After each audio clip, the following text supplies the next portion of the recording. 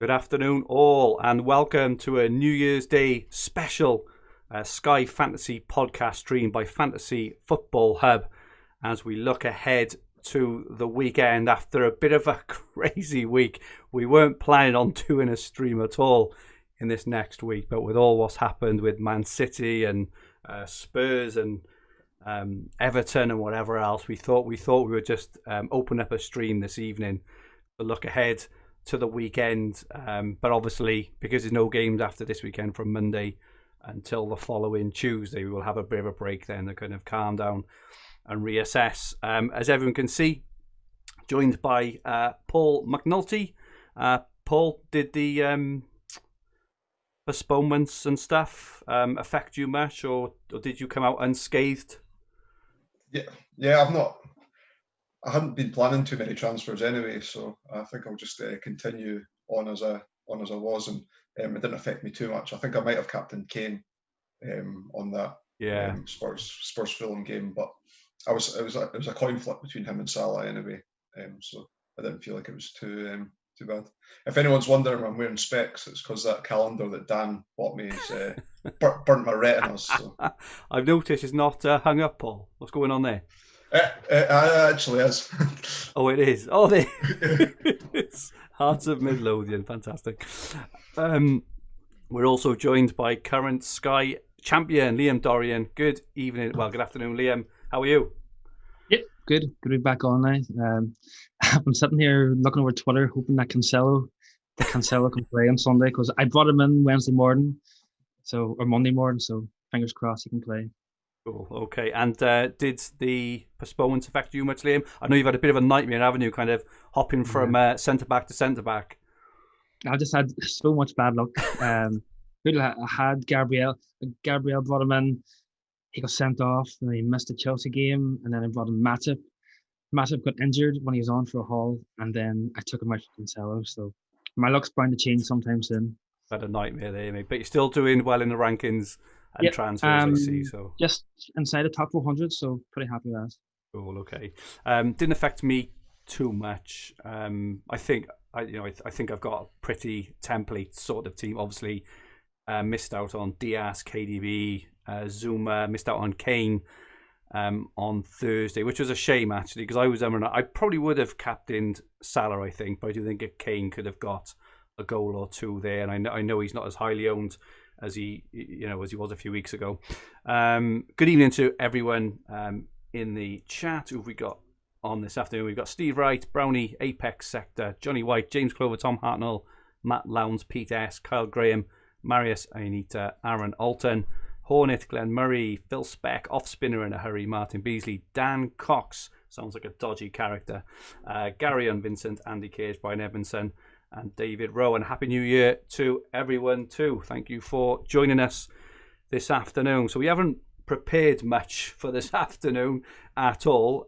So we were just going to go to some questions off Twitter and maybe discuss, any of the kind of hot topics that anyone wants to talk about. So if you want us to talk about anything in particular, please put it in the chat and we will do our best to cover it off. So Paul, do you want to go on to the questions?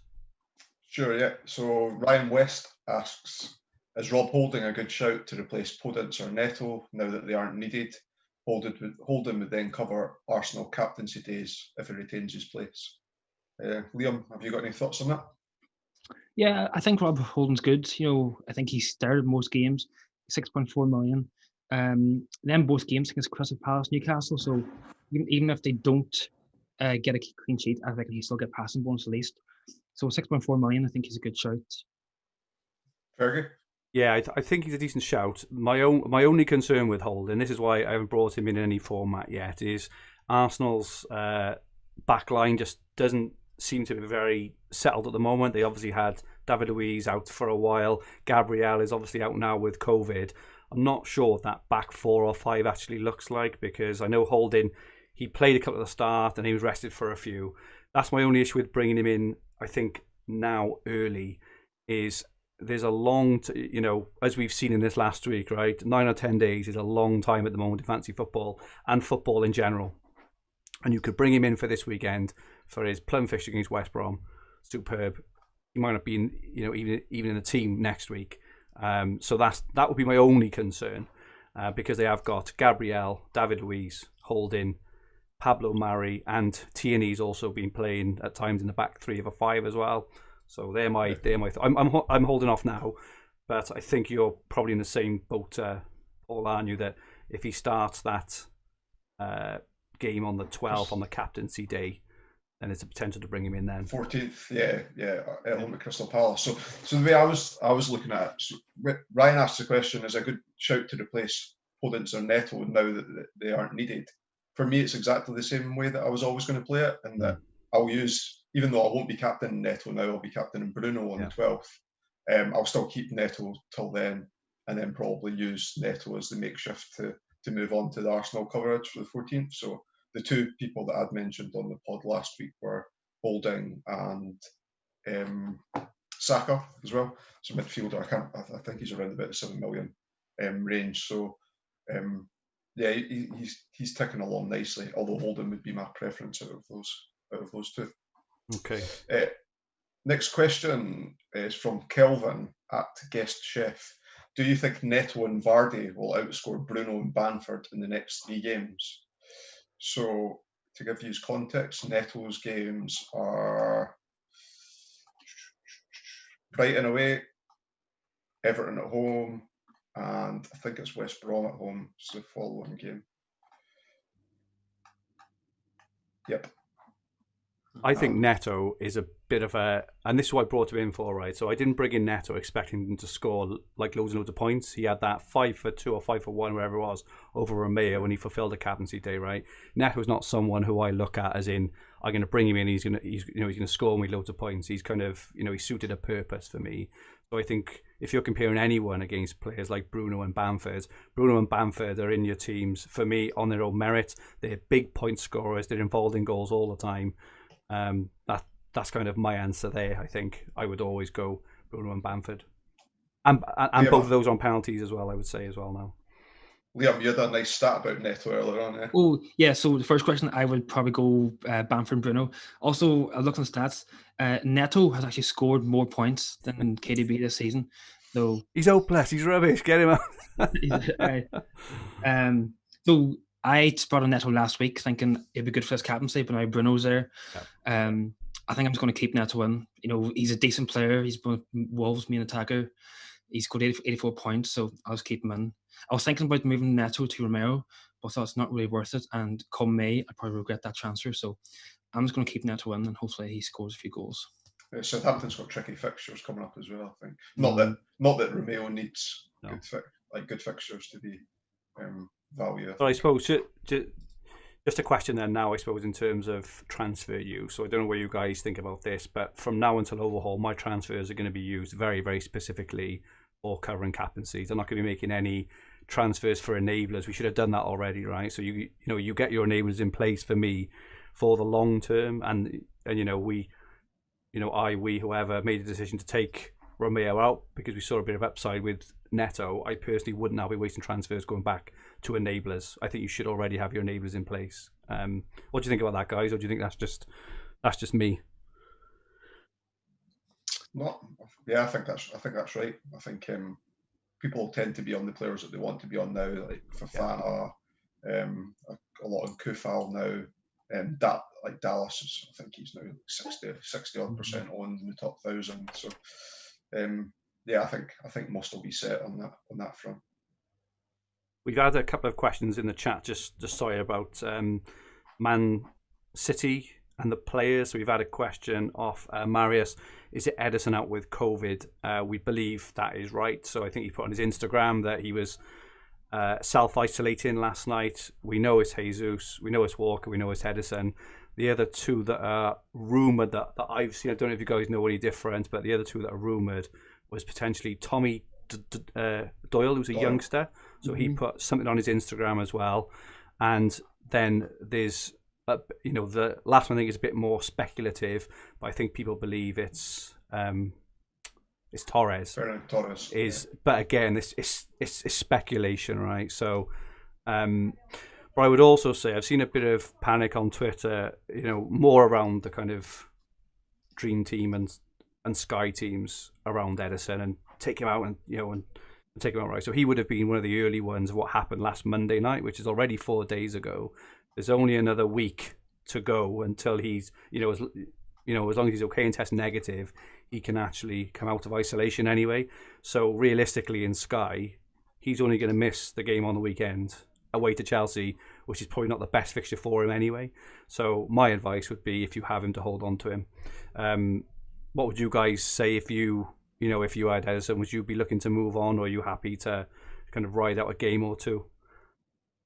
For me, I'd definitely keep. I think he's only going to miss one game against Chelsea, so he probably would have scored anyway. But then if you look after that game against Chelsea, they've got Brighton, Palace, West Brom, Sheffield United, Burnley, Villa. I think that's 3 or 4 clean sheets easily there, so I would definitely keep him. Yeah. Plus, you get an extra game as well. Even though you're missing though you're missing a game, you're actually gaining a game. Cool. Okay, Paul. Any more in the on Twitter? Yeah. So Dav at Davla1234 asks, is now the time to stop following the crowd with captains to get gains but obvious risk falling behind? Currently inside the top 1,000 with 20 plus transfers remaining. I know, Liam, you and I have different different strategies on this. My take is, I think every once in a while you can take a risk. Like you think last day on Liverpool played Newcastle, if you had a captain Robson, you would have got 20 points, and if you had gone Salah, you would have got 4. So like there is opportunities maker, but I think what I do is just like write it down, what's the pros and cons and the chances. But I think just make an educated guess on who's going to do well. But I think there's some chances where you could, instead of going for a Bruno or a KDB, go for DS, go for something different. It could work out. So on that point then, which brings me to a question that was just asked. It was about Calvert-Lewin with Richarlison being back tonight. Does that make Calvert-Lewin a viable captaincy option over Bruno, knowing that most will go Bruno? I think captain DCL is actually not a bad pick. Because Bruno, he could get rested. We've seen last season, he looked tired, especially for Christmas. Teams are going to look tired. DCL, always get shots bonus. I think I'll do it. I think something that Villa at home, they're very, very good defensively at home. They haven't conceded many goals. I know apart from Leeds lost 3-0, but apart from that, they haven't conceded many goals. So I think tonight would be a tight game. So I think DCL, I would go for it. Cool. Fergie, any thoughts on that? Yeah, I think just the only thing I'd add there, where it's 50-50, like this evening, I would say is probably a decent opportunity to go for Calvert-Lewin if you want to make gains. When you're up against, I know Salah blanked against Newcastle and he blanked against West Brom, right? But I would say personally, and everyone feel free to what they want, but I think there's other opportunities to go for big gains. I'd use an example. Aubameyang next week in those 2 games back to back they've got, he will be mega low differential. Probably not even, I don't even know his ownership, but I doubt he's kind of 5% owned in the top 1,000. He's probably way into that, I would guess. But I would say that is an opportunity to go for it, because people will be going for, Gabriel or, Holding or someone like that. I think that's an opportunity to go for it, because if Aubameyang cracks in a couple of goals, they're 2 beautiful attacking fixtures. That is 30-40 points. They are big gains. 3.4% owned in the top 1,000. Because at the moment, I think that might be my move. I think my plan as of now. Obviously, it changes day on day, right? Because everything changed. But my plan of now, I think, is to move Kane on for Aubameyang, because with the captaincies, I think he essentially gets like a 5 for 1 over Kane if you include the captaincies. So I think at the moment that is my plan. Though obviously, it may change, but they're the kind of risks I would go for on captaincies. I personally wouldn't go against the crowd on KDB, Salah, potentially even Kane, these really high owned 70, 80, 90% players personally, but each to their own. That should make the pods a lot more interesting. It should indeed. When Aubameyang bangs in a hat trick in a 3-3 draw, that would suit me down to the ground. I think with the question, he said he was in 2,000th place, wasn't he? Just inside the top 1,000 with 20 transfers. I thought top. Yeah, I'll say if you're maybe 3,000, 4,000, you've nothing to lose. So I would do it. But if you're kind of in the top, I'll just go for a crowd for now. Yeah, Dragon Sky FF says I've done DCL captain on my B team just to try and make up some ground. Currently ranked 3,000ish, so that was in response to that as well. Cool. Next question. What do you guys think? This is from Tom Sky FF. What do you guys think of bringing in Vardy over Kane until the overhaul? For me personally, I would captain him against Newcastle, Southampton, and Chelsea before the overhaul. The transfer would be just a straight swap. Vardy for Kane on the 3rd, so you get the extra game because Kane plays tomorrow, so you get the extra game out of Vardy and then just hold in Vardy all the way through to the overhaul. Any thoughts on that, Liam? Yeah, I think it's a good move. You get an extra game. The only thing watching Vardy, it's so annoying watching Vardy because he touches the ball like 2 times. But I haven't had Kane the past month, and it's worked out very well for me. I think it's more Spurs. Whenever they score, they park the bus against Wolves. They don't go to get the second or third game. Yeah. I think like Kane, he hasn't scored more than 10 points since that game against West Ham, with 3-3. So yeah, I'll go for it. Fergie? I'm just not I'm not a big fan of holding Vardy. It's like a personal. He just never looks dangerous. I know he gets points, right, and it's probably to my detriment that I never really see him as an option. I brought him in a bit earlier in the season because he had, that kind of plumber and that 3-for-1, over whoever it was, and he was the real obvious, captaincy option. But I don't think he's an obvious captaincy option on any of those days that we've just mentioned there. Newcastle, I think you've got like De Bruyne or Diaz, for example, and I don't think he's plum captain against Southampton or Chelsea either. And I think he's home to both of them as well, and he tends to perform a bit better away, is what I would say. But I'm like I say, I think my plan at the moment is to probably go for Kane to Aubameyang. And we also had a quick question in the chat off Talon Nadeem, who do you think is the best Spurs option for Leeds, Son or Kane? It's a funny one, right? Because I've got Son in FPL, but that's because of the scoring matrix in FPL. It tends to reward midfielders more. He's better on bonus. I think he'll do well against Leeds as well, Son, because I think he'll get him behind. Whereas Kane he's always a contender for man of the match because he's that whole like in his own 6-yard box, heading the ball away, clipping the ball over the top, and all that sort of thing. So I think for me, for Sky, I would probably say Kane because of his ownership and because he's always got that man of the match potential. But I think either, if you're just looking for a straight heads up, I can't really give you an answer because I think they're both really good options this weekend. Any other thoughts on those guys, Kane or Son, for this weekend? You have to choose.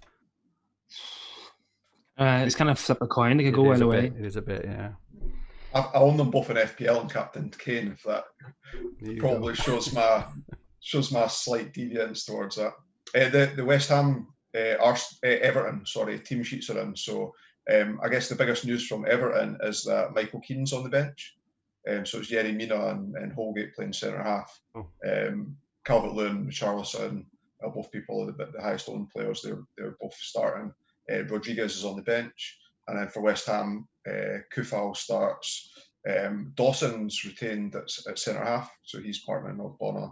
And Antonio is on the bench as well, so Haller starts. Again, for anyone that was perhaps considering bringing in Antonio, he's on the bench again tonight. I've been looking at Antonio, not for now, but for a bit later on. They've got a really, really nice run of fit. I think they're home to Burnley and home to West Brom inside 4 days. I know it's a thing, right? He may not play in both, but I think he's that kind of player. He's a bit of a bully, and I mean that, in a positive sort of fashion, in that he bullies defenses. He's on penalties, wonderful finisher. He's built like an ox, right? He's built. He's like a machine, and I'll never forget missing his haul against Norwich that Friday last season. It's always one that haunts me, but he's definitely in my mind for a few weeks' time, Antonio. I think we had a question about him. Auto reclose. If Antonio gets back to fitness, you bring him for Bamford or Grealish. So yeah, I would probably look to bring him in for Grealish, I would say. He's got. You see the team sheets on Tuesday the 19th, so that's the second of those 2 games that you mentioned, Fergie. Okay. And it might be a nice captaincy option as well because the games are West Ham, West Brom, and then Leicester, Chelsea. So I don't know if Zuma was just rested in his last game. Rested him.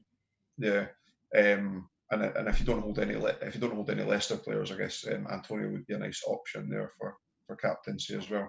So I think on that day, actually, because I've actually penciled him in as captain on that day in my plans, because the only other game is Chelsea and Leicester, isn't it?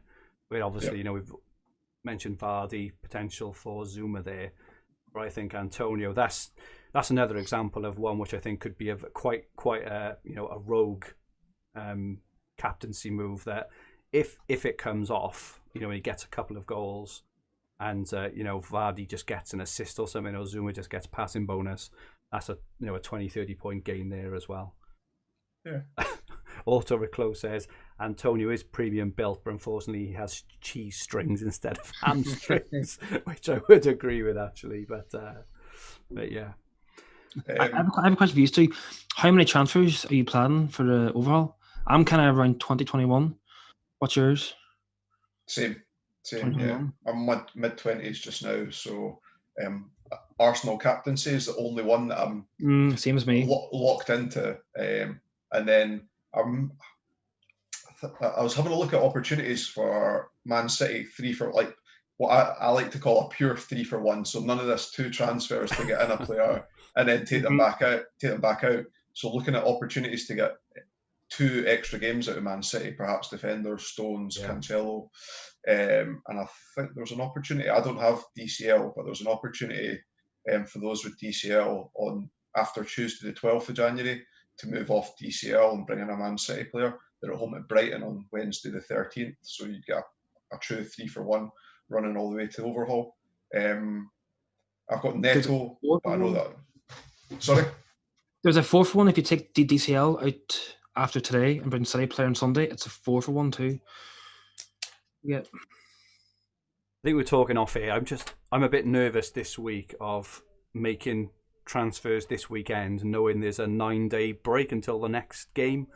That's my only, you know, I've mentioned it with Holding, the same for Man City. It's the same for a lot of players, really. There are good opportunities this weekend to move on to players to get the extra games. I'm just a bit nervous because if we just use Man United and Man City as examples, so they both play on those games. They both got an EFL match against each other next midweek. They're both playing in the FA Cup on the weekend. And obviously with all the COVID stuff around, you know, all the best laid plans and stuff, you could end up taking out a perfectly good player or someone who might get injured, might get COVID. And, you know, if it happens on the day you make a transfer like it happened last Monday, there's not much you can do about it, right? But I personally think if you're making transfers this weekend with the future in mind, knowing what we know now this week, I think you're asking for trouble, personally. And in terms of my transfers left, so I've got 25 plus the extra 10 I get off Sky next Friday. But my current thinking in terms of transfers, I really want Edison.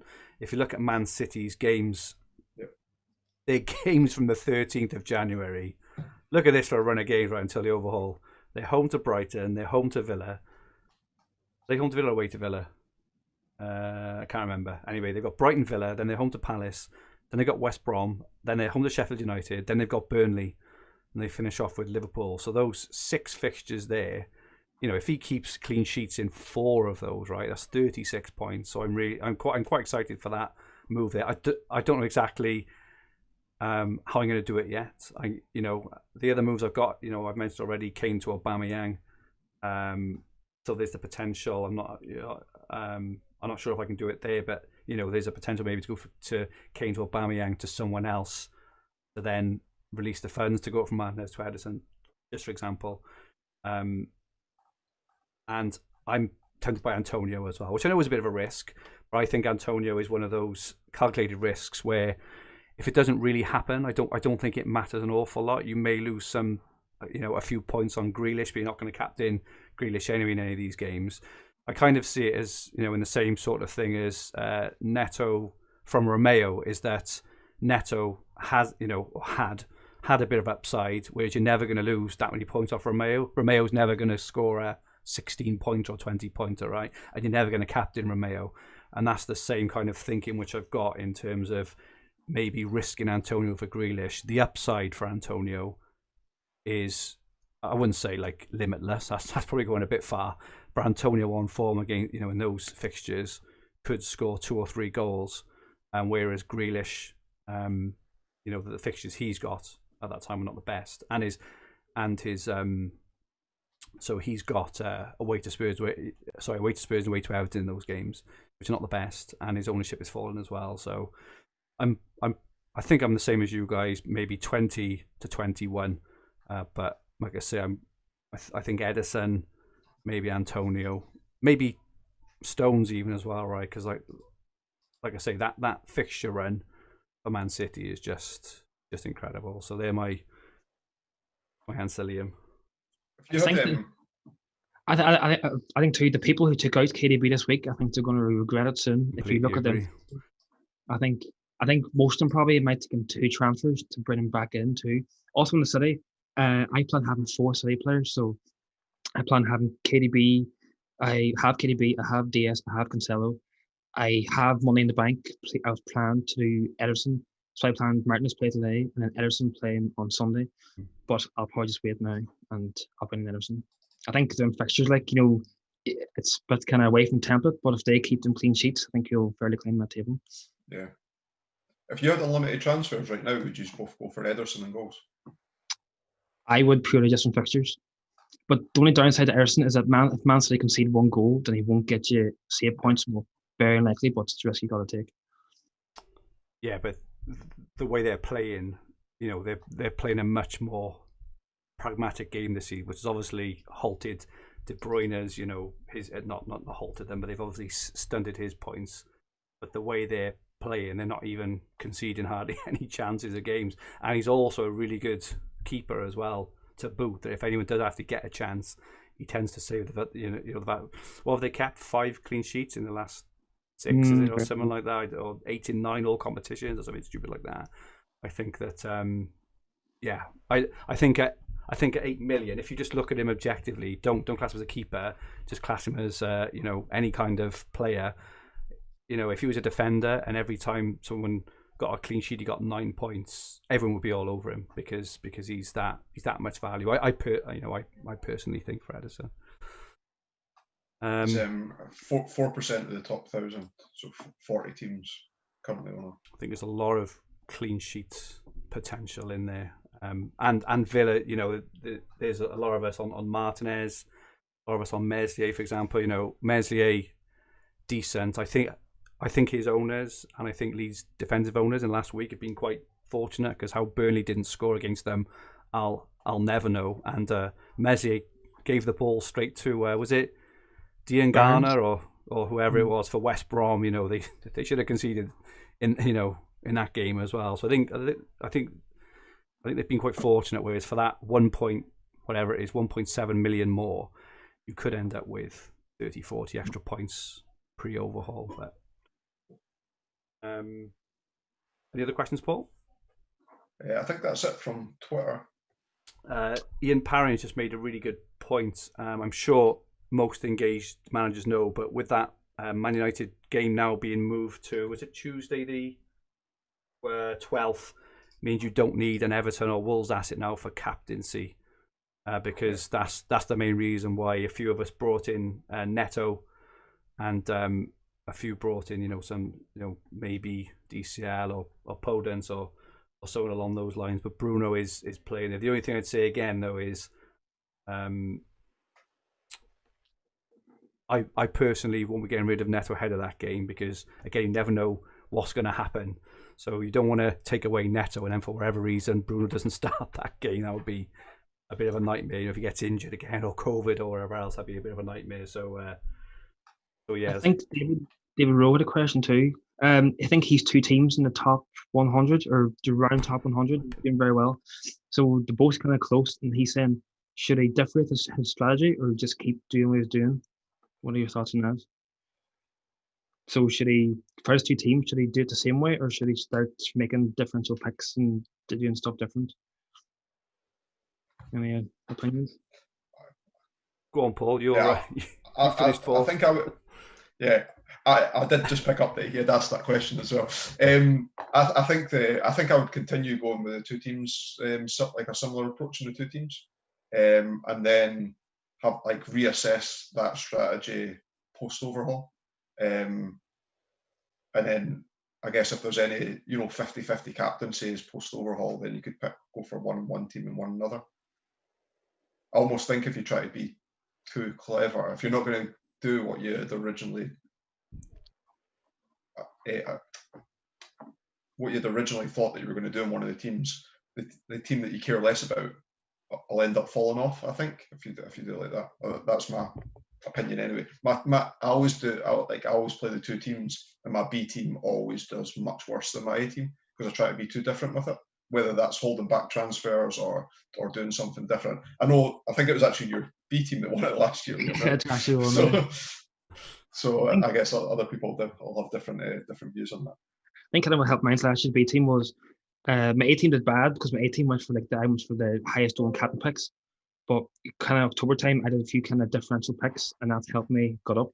And then the point the A team was just bad, so I stuck in the B team then, and it worked out well. But I think if I was him, so he's going to know in his head what moves he wants to make and what he feels are the right ones, and I would do that in one team, and then in the other team, the kind of opportunities which we spoke about earlier, right? The potential for Aubameyang, the potential for Antonio, the potential for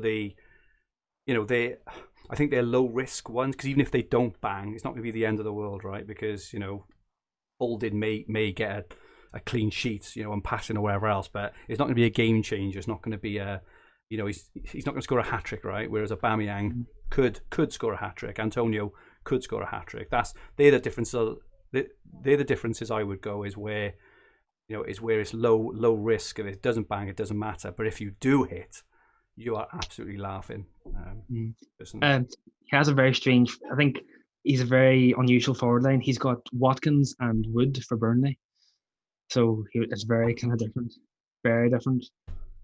Yeah, I saw that the other day. Well, I think it helped him because I think Watkins got 3 assists the last day. Yeah, he did. So having the picks, especially when Salah blanks, Kane blanks, Son blanks, Warner blanks, that allows him to kind of climb up that table a lot. Yeah, I guess with Salah and Kane not hitting big hauls recently as well, he's tidied them all nicely. I know that you mentioned it earlier on because you chose to go with Bamford over Kane for December as well, right? Yeah, so I did. I had Kane, but I thought I wanted to do something different, so I did Kane to Bamford. So I saved myself 4 million, and over the course of months, Bamford outscored Kane by 8 points. So you think with that 8 million, I didn't use it too good because I had Matip got injured, Gabriel got injured. So if they had been stayed fit, I would have climbed a lot more. But I was happy about that. The reason why I went for Bamford is kind of. I was looking at his stats. Every game he was getting shots, Bones was getting assists. He was always ticking on points. I think Leeds too, they're a very attacking team. So even against Man U, they're down 5-1, but they're still attacking every time. Yeah. If I find Spurs, I watched the game against Wolves, Spurs got goal in the first minute and they just parked the bus. They didn't even look like attacking. So that's why I did that. Came to Bamford move. Yeah, it worked out well. Okay, so heading into the overhaul now, gents. It's obviously 4 or 5 weeks away yet. There are no games following Monday night. So assuming we've all got our captaincies in place, fairly easy this weekend, right? DCL or Bruno this evening. I think it's Kane tomorrow, for example. Or if you haven't got Kane, maybe Bamford. Sunday, either KDB or Vardy or Diaz, depending where you want to go. And Monday, the vast majority will probably be on Salah. So it's fairly easy. So after that, then from Tuesday the 12th of January, there is football every day until Thursday the 21st of January. So there's games every day for 9 days before we head into the final stretch. Obviously, we don't know the fixtures yet for that first week or two in February, which again may decide moves we make. So if we get them fixtures in the next week, for example, or two, I don't know kind of when they're due actually, but that may help decide if you're having an hour in on a particular one or not. That may help, as well, for example.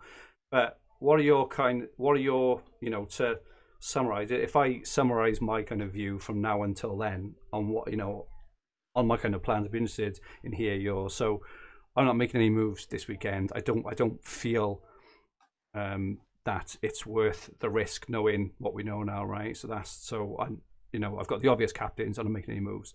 I'm coming back on the 14th, and then I'm going to be looking to get in, potentially at the right time, potentially Edison. I'll probably be doing Aubameyang, unless something happens there, right? I'm probably going to do Kane to Aubameyang, and then I'll look then whether to go off Aubameyang, maybe back for Kane, or for someone else. And I'm looking at Antonio. So they're the kind of moves I'm looking at until the overhaul. Maybe Stones. I could maybe do. Let's just think. I could do Aubameyang and someone else to get in Stones and Edison at that point, just for example. So that's my kind of overarching plan. Paul, what are your thoughts from now until overhaul? Get the Arsenal player in on Thursday the 14th of January, and then see after Chelsea play Fulham on Friday the 15th, I might consider moving Zuma on for a Man City defensive asset. So Cancelo or Stones, if it looks like Stones is still first choice at that point. That would probably won't leave me enough money to do Martinez to Ederson as well, because I do like that move. I probably won't get Antonio. I just think, even though you're getting the captaincy out on that day, I just think, what was it, 2 weeks or 3 weeks until the overhaul at that point? That's probably one transfer too many that I'm not overly fussed for making. But Holden's the only one that I've got locked. Holden or Saka's the only move that I've got locked in at the moment, and potentially some Man City cover to get 3 for 1s. Paul, what's your thoughts on the Martinez to Leno? Good guarantee. Yeah, I like that. Sure. I know Neto's picked up points recently, picked up quite a lot of points recently, but every time I watch Wolves, I was like, I wish I didn't own a Wolves asset. It's just not. If the captaincy wasn't there, I would never have made the move, and I would have saved the transfer. And so I would have liked the Martinez to Leno move more had I not been like having a burning desire to get rid of Neto. And I just think that the Neto to Arsenal player is easy, but I do like it. Well, Leno's like 7 million. 7.4, I think. Is he as much as that? Is he? I like the move. I know it'd been touted. I'd seen it touted a couple of times on Twitter as well. Certainly nailed on, so you don't need to worry about I'm playing the 2 games unless he obviously picked up an injury or a suspension or something. Because you could take out Martinez tonight, and tomorrow they play West Brom, so they have a good chance of keeping a clean sheet too. Yeah. I suppose for my plans, I've everything covered. I'm going to bring an Arsenal player on the next Thursday, the 14th. I would do it tomorrow, but I thought I don't want to risk it, so I'm just going to wait to line up because holding the we never know, it could be Gabriel and Luis to start, so I'm just waiting just to double check. So I'm pretty much covered. I have 24 transfers left a month. That they're kind of match up to Gabriel, so that hurt my transfers a lot. Just it's really frustrating. So that's kind of like 3 transfers gone. Because if I had Gabriel, if he hadn't got COVID, Gabriel would have played them games. He would have been my captain for them 2 games of Cup, and so that would save me.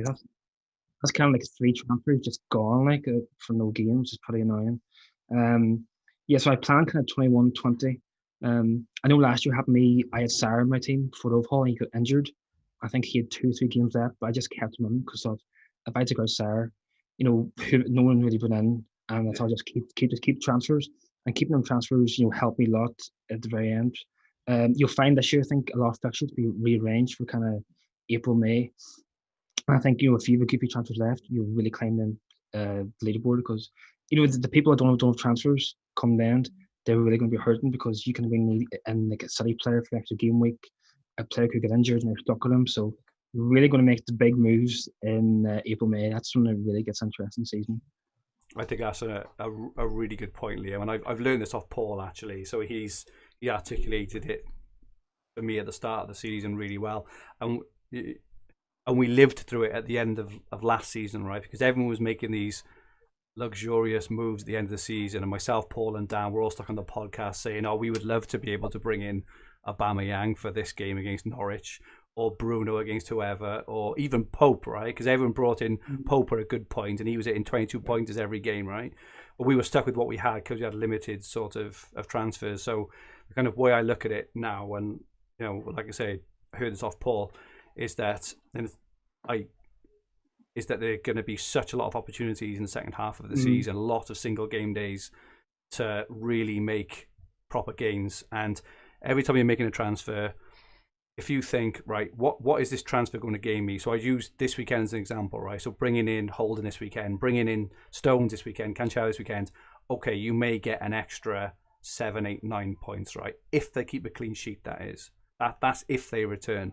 In the second half of the season, you could afford to bring out Kane for Aguero for a plum home tie at home, let's just say for West Brom, for example.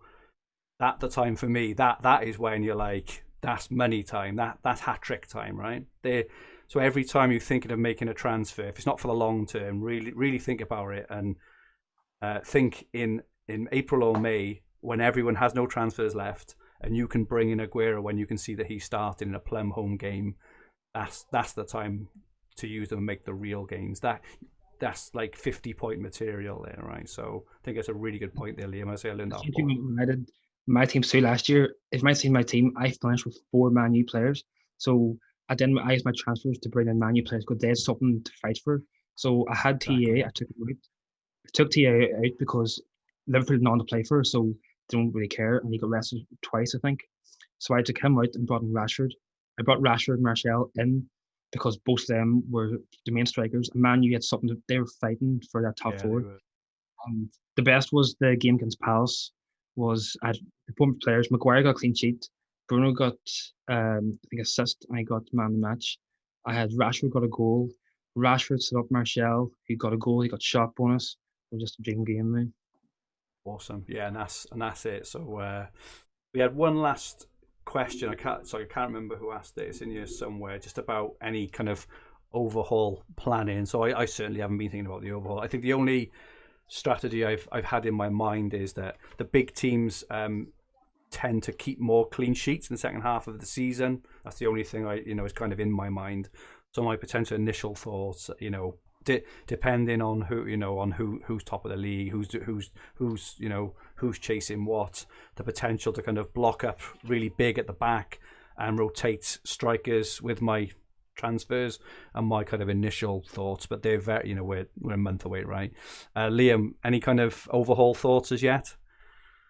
None yet. I think I'll just get to the overhaul first. Between the past week, between now and the end of start of February, a lot can change. So yeah, I'll just try and get to the overhaul, kind of 20 transfers, and then I'll focus in on picking my team, man. The other thing too is that, kind of the second part of the season, sometimes the teams that did very well in the first half, they're safe. They kind of go on the beach early, so sometimes be careful of that too.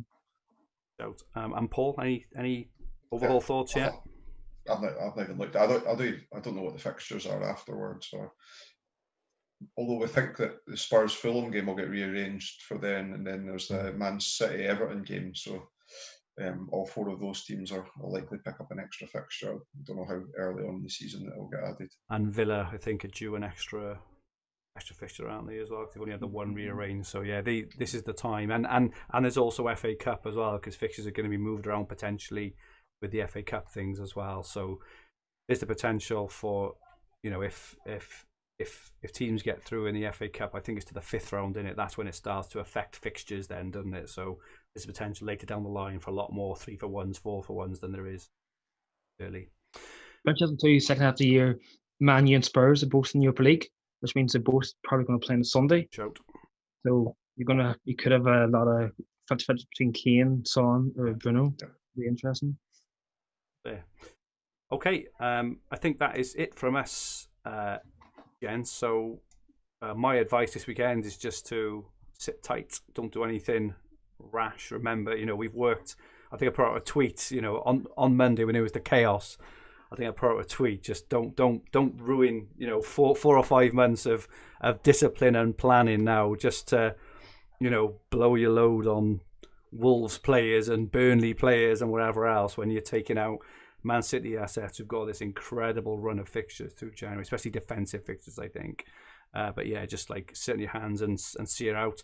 We're not going to be back podding this Sunday because there's no fixtures this week. We'll be back a week Sunday looking ahead then. So obviously we'll have a lot more information at that point at what to do. So good luck to all our watchers. We're not putting this out as a podcast, but thank you for joining us. As usual, everyone, best of luck for the weekend. Hope everyone has the best New Year they can possibly have. Thank you, Liam, for joining us. If you don't follow Liam, where are you Liam on Twitter? Yep, you can find me on Twitter at Dorrian Liam. And Paul, where can everyone find you? At Paul McAnulty 1 MCANULTY.